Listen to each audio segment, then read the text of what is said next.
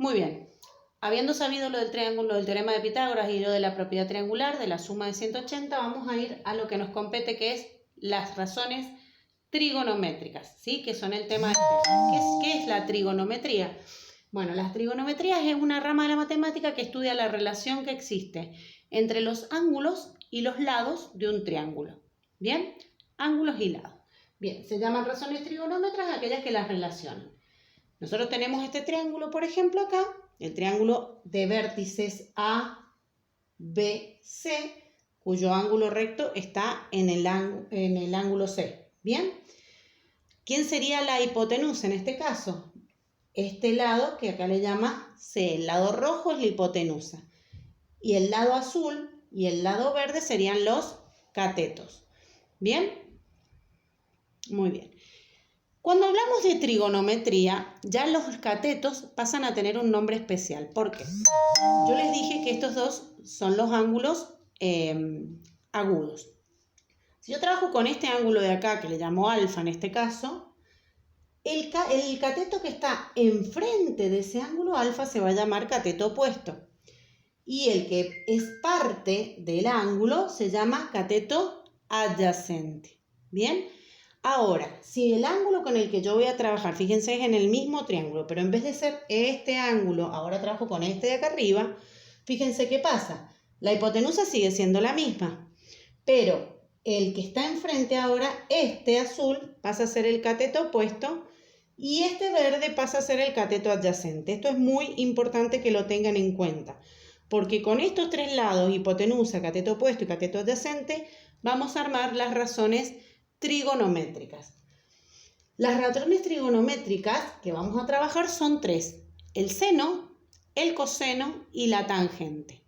Y las tres se trabajan con respecto a un ángulo, ese ángulo que vimos recién, o el ángulo alfa o el ángulo beta, siempre con respecto a un ángulo. Por ejemplo, si yo quiero sacar el seno, que se escribe así, seno, siempre al lado va a haber un ángulo. Acá no tiene el cosito, pero este alfa es un ángulo. Seno de alfa es igual a la división entre el cateto opuesto y la hipotenusa.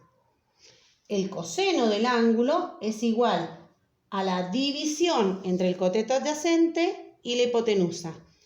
Y la tangente del ángulo es el opuesto sobre el adyacente. ¿Bien? Entonces, para que recuerden esto, no sé si acá aparecía el SOHCAHTOA. Bien, para que recuerden, hay una palabrita que es SOHCAHTOA, que nosotros se la hemos escrito en el apunte, que les va a servir como memotecnia.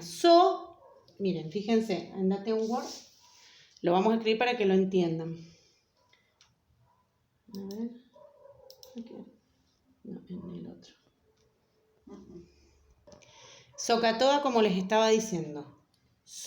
S-O-H, seno, opuesto sobre hipotenusa. Coseno, adyacente sobre hipotenusa. Tangente, opuesto sobre adyacente. SOHCAHTOA. Bien. Bueno, vamos entonces. Por ejemplo, aquí me dan este triángulo y me dicen que yo busque las razones trigonométricas. Fíjense acá. El triángulo cuyos lados miden. Acá está el ángulo recto, así que su hipotenusa vale 5 y sus catetos valen 4 y 3. No sé si es cateto opuesto o adyacente porque depende del ángulo con el que trabajemos. Dice que vamos a trabajar con el ángulo alfa. Entonces, si trabajo con el alfa, este es cateto opuesto, este es cateto adyacente. ¿Bien? Entonces, el seno, cateto opuesto sobre hipotenusa, es decir, el seno de alfa, 4 sobre 5. Divido 4 dividido 5 y ahí me da 0,8, que es la medida del seno de alfa. El coseno adyacente sobre hipotenusa, 3 sobre 5, 0,6. Y la tangente, cateto opuesto sobre cateto adyacente, 4 dividido 3, 1,3 periódico, es decir, 1,33333.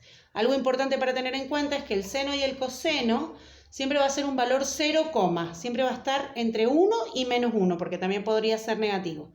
No 1, 0, en cambio la tangente sí puede ser mayor que 1.